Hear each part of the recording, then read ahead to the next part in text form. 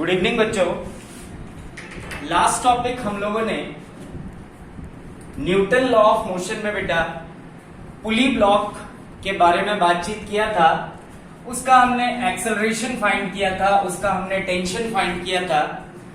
जो एक्सेलरेशन आया था वो आया था हमारे पास mass of bigger block minus mass of smaller block into ji upon mass of bigger block plus mass of smaller block. ये हमारा एक्सेलरेशन आया था। अब हम अगली बात करते हैं टेंशन की। तो टेंशन आया था 2 mass of bigger mass of smaller into ji upon mass of bigger plus mass of smaller. ये हमारे पास जो रिलेशन आया था ये टेंशन का रिलेशन था। ठीक है, आज हम लोग पढ़ेंगे डबल इंक्लाइंड प्लेन। ठीक है, तो सब लोग हेडिंग डालेंगे acceleration of block, acceleration of block and tension, acceleration of block and tension for double inclined plane, acceleration of blocks and tension in double inclined plane, in double inclined plane। ठीक है बेटा, तो आज हम लोग acceleration पढ़ेंगे और tension की वैल्यू पढ़ेंगे डबल इंक्लाइंड प्लेन के केस में। तो सबसे पहली चीज मैं आपको पहले भी बता चुका हूं, डबल इंक्लाइंड प्लेन के केस में आपको फ्री बॉडी डायग्राम का अच्छे से एग्जीक्यूशन आना चाहिए। तो सबसे पहले देखते हैं डबल इंक्लाइंड प्लेन के केस में फ्री बॉडी डायग्राम। तो लेट सपोज ये हमारे पास एक डबल इंक्लाइंड प्लेन है। लेट सपोज यहां पे एक पुली लगा दिया हमने और ये है आपके पास θ1, ये है आपके पास θ2 और इस तरीके से दो ब्लॉक्स हैं हमारे पास दोनों तरफ, एक ब्लॉक इस तरफ और दूसरा ब्लॉक है इस तरफ। ठीक है बेटा, लेट सपोज इस ब्लॉक का मास m1 और इस ब्लॉक का मास है m2। ठीक है, तो यहां आपको दिख रहा है कि दो इंक्लाइंड प्लेन को जब हमने जोड़ दिया तो बन गया डबल इंक्लाइंड प्लेन। तो अब सबसे पहले इसका फ्री बॉडी डायग्राम, और मैं ऑलरेडी आपको बता चुका हूं बेटा इंक्लाइंड प्लेन के केस में सबसे पहले आपको x एक्सिस और y एक्सिस को बनाना है। तो ये है इसका y एक्सिस और ये है इसका x एक्सिस। ठीक है, इसी तरीके से ये है y एक्सिस और ये है x एक्सिस। अब हम सीख चुके हैं कि अगर किसी बॉडी का मास m है तो उसका वेट mg होता है। यहां ये जो ब्लॉक है दोस्तों इसका मास m1, मतलब इसका वेट वर्टिकली डाउनवर्ड m1g। ठीक है जी, इसी तरीके से इस बॉडी का मास m2 तो वर्टिकली डाउनवर्ड इसका वेट m2g। अब अगर हम देखें तो ये एंगल θ1 है तो ये एंगल भी कितना हो जाएगा दोस्तों θ1। इसी तरीके से ये एंगल θ2 है तो ये एंगल भी कितना हो जाएगा मेरे दोस्तों θ2। तो अब हम क्या करते हैं, हम सबको पता है कि वेट फोर्स होता है और फोर्स वेक्टर है, और वेक्टर अगर एंगल बनाए तो हमें उसका कंपोनेंट ब्रेक करना होता है। तो इस एक्सिस पे जो कंपोनेंट आएगा दोस्तों वो आएगा m1g cos θ1। इसी तरीके से इस तरफ आएगा m1g sin θ1। अब अगर हम इसका कंपोनेंट ब्रेक करें तो जिस लाइन से एंगल वहां पे cos और उसके परपेंडिकुलर sin, मतलब इस तरफ कितना आ जाएगा मेरे दोस्तों m2g cos θ2 और इस तरफ आ जाएगा m2g sin θ2।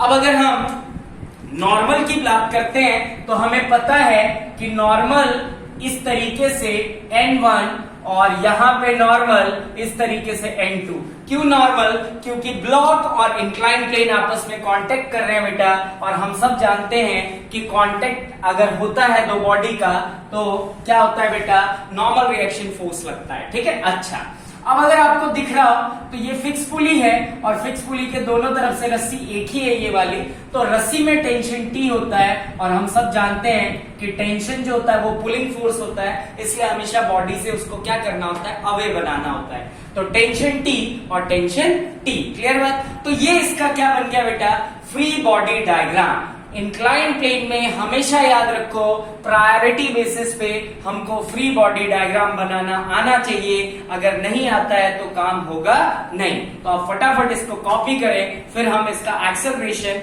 और टेंशन निकालेंगे। जल्दी से कॉपी कर लें।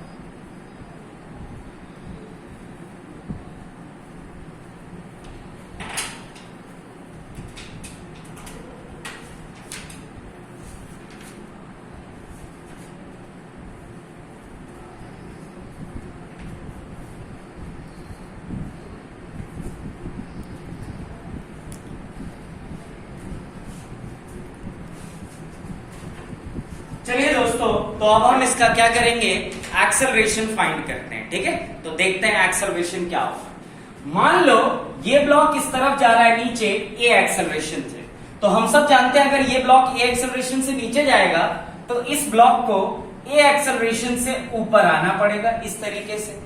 तो ए एक्सेलरेशन से ये ब्लॉक नीचे आया तो ए एक्सेलरेशन से ये ब्लॉक कहां चला जाएगा, ऊपर चला जाएगा। ठीक है जी, तो अब आगे बढ़ते हैं और देखते हैं कि और क्या बातचीत हो सकती है। ठीक है, तो लगा देते हैं by Newton's laws of motion.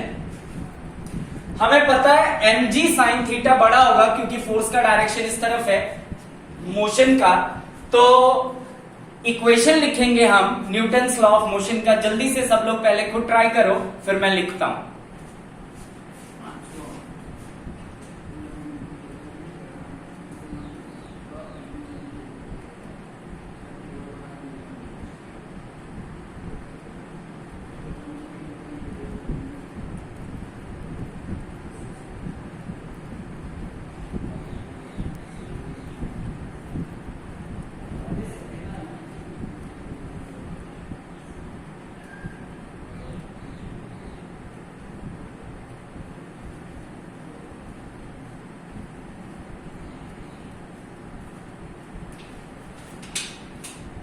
चलो बेटा, तो देखते हैं ये फोर्स बड़ा ये फोर्स छोटा, क्योंकि मोशन इस तरफ। तो हम लिख सकते हैं F net is equals to M A net. तो बड़ा फोर्स है आपके पास m1g साइन थीटा 1, छोटा फोर्स टेंशन तो minus T is equals to m1 और साथ में a। ये हो गई आपकी एक इक्वेशन नंबर फर्स्ट। अब इसी तरीके से अपन सेकेंड इक्वेशन बनाते हैं। तो आपको दिख रहा होगा कि इसका एक्सेलरेशन ऊपर की तरफ है, तो हम बड़ा फोर्स टेंशन को लेंगे क्योंकि मोशन का डायरेक्शन इस तरफ। तो t माइनस ये हो गया m2g sine theta 2 is equals to क्या बेटा, m2a। और आप सबको दिख रहा है कि ना इस डायरेक्शन में मोशन पॉसिबल है, ना नीचे की तरफ, ना ऊपर की तरफ, ना नीचे की तरफ। इसका मतलब n1 तो किसके इक्वल हो जाएगा, m1g cos थीटा 1 के, और n2 किसके इक्वल हो जाएगा, m2g cos थीटा 2 के। ये इक्वल हो जाएंगे फोर्स, क्योंकि इस मोशन में, इस डायरेक्शन में मोशन पॉसिबल नहीं है। तो अब हम क्या करते हैं बेटा, इन दोनों इक्वेशन को ऐड करके टेंशन की वैल्यू फाइंड करने की कोशिश करते हैं। तो देखो बेटा, ऐड इक्वेशन 1 एंड 2। तो अगर आप इस इक्वेशन को ऐड करेंगे तो आप सबको दिख रहा है बेटा, टेंशन और टेंशन तो क्या हो जाएगा, कैंसिल हो जाएगा। तो हमारे पास बच जाएगा m1g साइन थीटा 1 माइनस दूसरी टर्म क्या है बेटा आपके पास, m2g sine theta 2, m2g sine theta 2 is equals to, add कर रहे हैं दोनों इक्वेशन को, तो m1a प्लस m2a। तो यहां से हम सब जान रहे हैं कि g कॉमन आ जाएगा बेटा, तो g को कॉमन ले लिया तो बचा m1 sine theta 1 minus m2 sine theta 2। यहां से a को कॉमन ले लिया तो m1 प्लस क्या बेटा, m2। तो यहां से अगर a की वैल्यू निकालें तो a इज इक्वल्स टू आना चाहिए आपका m1 sine theta 1 minus m2 sine theta 2 into g divided by m1 plus m2। तो ये आ गया आपका इंक्लाइन प्लेन पे एक्सेलरेशन का फॉर्मूला। अगर आपको पुली वाला सिस्टम याद हो तो पुली में आता था m bigger minus m smaller into g upon m1 plus m2। यहां पे बस एक साइन थीटा 1 और एक साइन थीटा 2 आ गया है। तो अब जल्दी से इसको कॉपी करें, फिर हम देखते हैं और क्या बातचीत हो सकती है।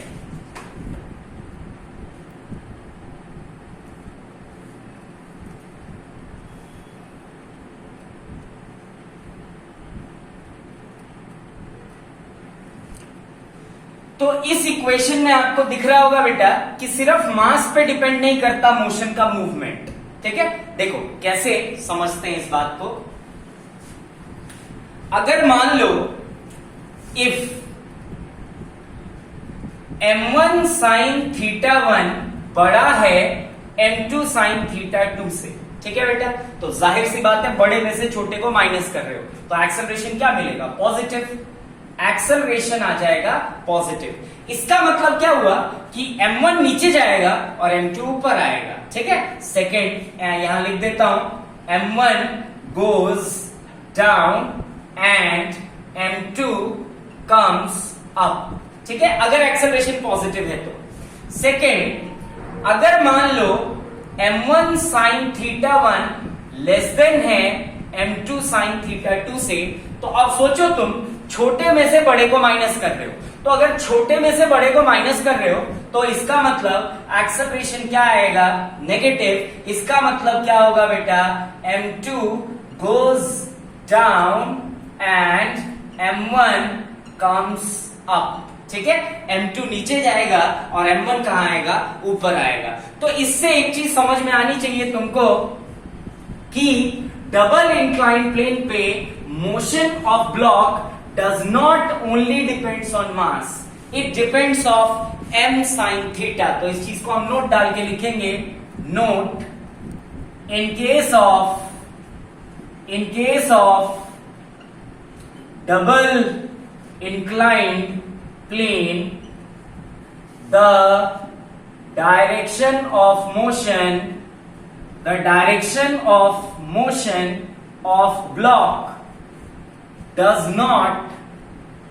not only depends on mass, but it depends on m sin theta. इस चीज को हम ध्यान रखेंगे। देखो बेटा, कई केसेस में तुम देखोगे, ऐसे केसेस में जैसे मान लो पुली का केस था। लेट सपोज एक पुली है हमारे पास और इसमें एक ब्लॉक 2 kg और एक ब्लॉक 4 kg, तो हम मास से कंपेयर करके कह सकते हैं कि 4 kg वाला ब्लॉक नीचे जाएगा और 2 kg वाला ब्लॉक ऊपर जाएगा। सिंपल फंडा, जिसका ज्यादा मास है वो नीचे और हल्का वाला ऊपर। पर यहां पे बेटा अगर मान लो यहां पे 4 kg मास है और यहां पे 3 kg मास है, तो 4 kg वाला ज्यादा है और 3 kg वाला कम है। ठीक है, समझ लो बात को। तो ऐसा नहीं है कि 4 kg वाला गारंटी है कि नीचे जाएगा। हमको डबल इंक्लाइन प्लेन में बेटा m sin थीटा को चेक करना है। इसका m sin थीटा निकालना है तुमको और इसका भी m sin थीटा निकालना है। जिसका m sin थीटा ज्यादा होगा उस तरफ ब्लॉक का मोशन होगा। सिर्फ मास को देख के तुमको मोशन के डायरेक्शन को जज नहीं करना है, ये बात एकदम गांठ मान लो। क्लियर है बात? क्यों? क्योंकि यहाँ पे एंगल की डिपेंडेंसी भी है। क्लियर हो रही है बात सबको? अब सोचो, अगर ये बिल्कुल स्लाइड एकदम स्लांट एंगल है और मास 1 kg का है और इधर भले ही 10 kg का मास है, तो भी ये सरक जाएगा बेटा। समझ रहे हो बात को? तो ये ध्यान रखना है हमें डबल इंक्लाइन प्लेन में कि बॉडी का मोशन जो होता है बेटा वो सिर्फ मास पे डिपेंड नहीं करता है, वो sine theta m sine theta को देख के ही तुमको डिफाइन करना है। चलो, तो अब इससे आगे बढ़ते हैं और अब हम वैल्यू निकालेंगे टेंशन की in case of double incline plane. तो देखते हैं डबल इंक्लाइन प्लेन में टेंशन की क्या वैल्यू आती है। टेंशन तो कोई एक इक्वेशन यूज कर लेते हैं, कोई भी एक इक्वेशन यूज कर लो। मान लो हमने इक्वेशन यूज किया T minus m2g sine theta 2 from equation 2 इस वाले का। इज इक्वल्स टू m2 और साथ में a। अब एक्सेलरेशन की वैल्यू हम ऑलरेडी निकाल चुके हैं बेटा, तो यहां से अगर t की वैल्यू फाइंड की जाए तो m2a plus m2g sine theta 2। Clear है यहां तक? अब मैं यहां से m2 को कॉमन ले सकता हूं, तो t is equals to m2 को कॉमन ले लिया तो इधर आ गया g साइन थीटा 2 प्लस यहां पे आ गया a, और एक्सेलरेशन की वैल्यू अभी भी निकाली, a इज इक्वल्स टू क्या आया है m1 sine theta 1 minus m2 sine theta 2 into जी अपॉन m1 प्लस क्या बेटा m2।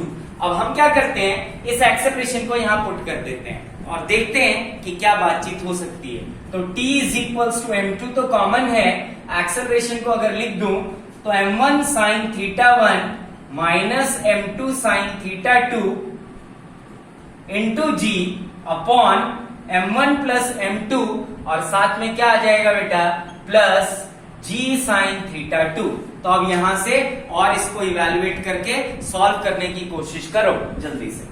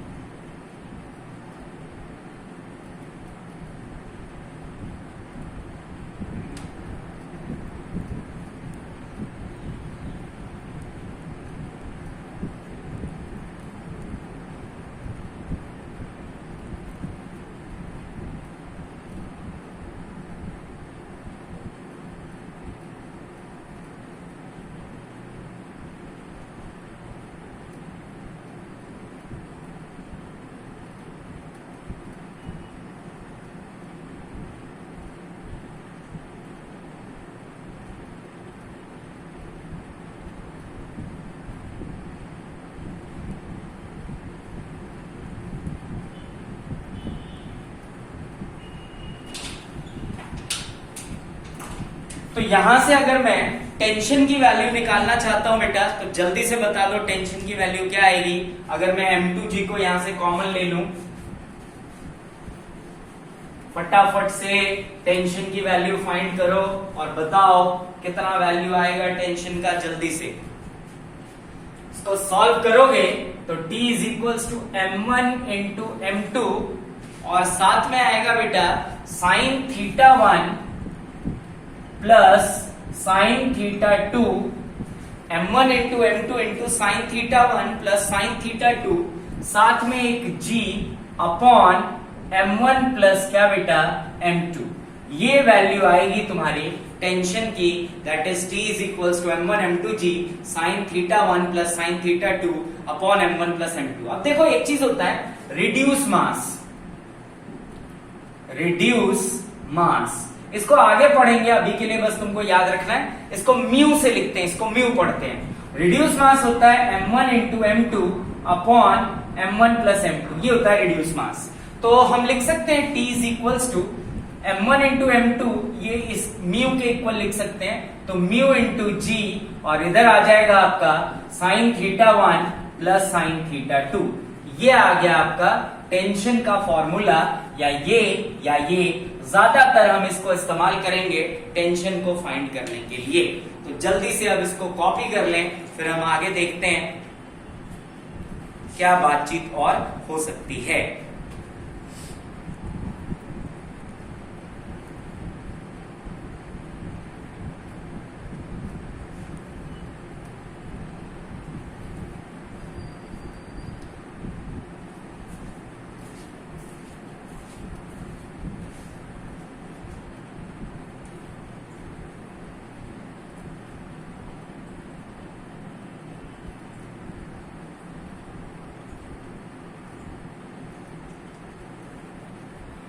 चलो दोस्तों, तो अब हम देखते हैं कि हमारे पास जो फॉर्मूला है उसका क्या मतलब है, उसका क्या मैकेनिज्म है और कैसे उसको यूज करना है डबल इंक्लाइन प्लेन के केस में। तो हमारे पास जो फॉर्मूला था एक्सेलरेशन का वो था a is equals to m1 sine theta 1 minus m2 sine theta 2 into ji upon m1 plus m2। अब देखो इस फॉर्मूले को कैसे याद रखना है। इसको याद रखना है a is equals to m sine theta bigger minus m sine theta smaller into ji upon m1 plus m2। इसको इस तरीके से याद रखना है, ठीक है। इसके बाद फिर देखते हैं नेक्स्ट टेंशन। तो वो था तुम्हारे पास 2 m1 m2 g upon m1 plus m2 m1 m2 g upon m1 plus m2, sorry 2 नहीं, m1 into m2 g upon m1 plus m2 sine theta 1 plus sine theta 2। ये है आपके पास टेंशन का formula, ठीक है। तो दो फॉर्मूले हैं जिनको हम ध्यान रखेंगे और अब देखते हैं इसका एप्लीकेशन कैसे हमें यूज करना है, कैसे क्वेश्चंस को सॉल्व करना है, ठीक है। तो let's see how we have to solve the question. मान लो हमारे पास ये एक डबल इंक्लाइन प्लेन है। लेट्स सपोज ये एंगल मान लो 30 डिग्री और ये एंगल मान लो 60 डिग्री। इधर एक ब्लॉक है, इसका मास है लेट्स सपोज 2 kg और इधर एक ब्लॉक है, इसका मास लेट्स सपोज 4 kg, ठीक है बेटा। तो हमसे क्वेश्चन में पूछा गया है find first part acceleration and second part tension, ठीक है बेटा। तो सबसे पहले मैंने क्या कहा था कि हमको क्या करना है, इस तरीके से सबसे पहले एक्स एक्सिस और वाई एक्सिस बनाना है। किसी बॉडी का मास m तो उसका वेट mg होता है। ये 4 kg है तो वर्टिकली डाउनवर्ड mg लगेगा, मतलब 4 इंटू 10 दैट इज 40। g की वैल्यू 9.8 होती है पर हम हमारे कन्वीनियंस के हिसाब से 10 ले लेते हैं। ये 30 तो ये भी कितना हो जाएगा बेटा 30। अब इसके कंपोनेंट रेट, तो दो कंपोनेंट इस तरफ आ जाएगा आपके पास mg cos 30 यानी कि मास 40 है इंटू cos 30। इसी तरीके से इस तरफ क्या आ जाएगा बेटा आपके पास mg sin 30 यानी कि मास 40 है तो इंटू sin 30 और ऊपर की तरफ नॉर्मल लेट सपोज n1। अब इसी तरीके से इसकी बात करते हैं तो वर्टिकली डाउनवर्ड mg मतलब 20 और ये 60 तो ये भी 60 मतलब इस तरफ आएगा mg cos 60 और इस तरफ आपका आ जाएगा mg sin 60, ऊपर की तरफ नॉर्मल n2। और हम सब जानते हैं कि टेंशन जो होता है बेटा वो पुलिंग फोर्स होता है। तो देख लेते हैं, ये इधर हो गया टेंशन T और इधर हो गया टेंशन T। अब मैंने आपको क्या कहा था कि कौन सा ब्लॉक किधर जाएगा, इसके लिए आपको क्या करना है n sin थीटा ढूंढना है। मतलब इसकी वैल्यू ढूंढो और इसकी वैल्यू ढूंढो और कंपेयर करो कि दोनों में बड़ा कौन है। तो अगर हम इसकी वैल्यू ढूंढते हैं 40 इंटू साइन 30, ठीक है जी। तो 40 इंटू हम सबको पता होना चाहिए बेटा साइन 30 जो होता है वो हाफ होता है। तो यहां हमने लिख दिया हाफ, तो ये बचा 20, मतलब इधर जो वैल्यू आई वो कितनी आई बेटा 20। इसी तरीके से अगर mg sin 60 को देखा जाए तो mg sin 60 मतलब ये है तुम्हारा 20 इंटू साइन 60।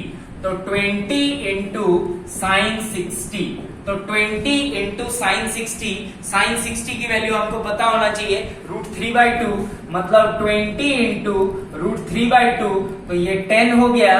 तो 10 इंटू 1.73 √3 की वैल्यू होती है। तो आप इसको सॉल्व करेंगे तो आपको ऑब्वियस सी बात है समझ में आ रहा होगा 20 ही बड़ा है, ये छोटा है बेटा। तो इसका मतलब क्या होगा, ये ब्लॉक इस तरफ नीचे जाएगा a एक्सेलरेशन से और ये ब्लॉक ऊपर जाएगा a एक्सेलरेशन से।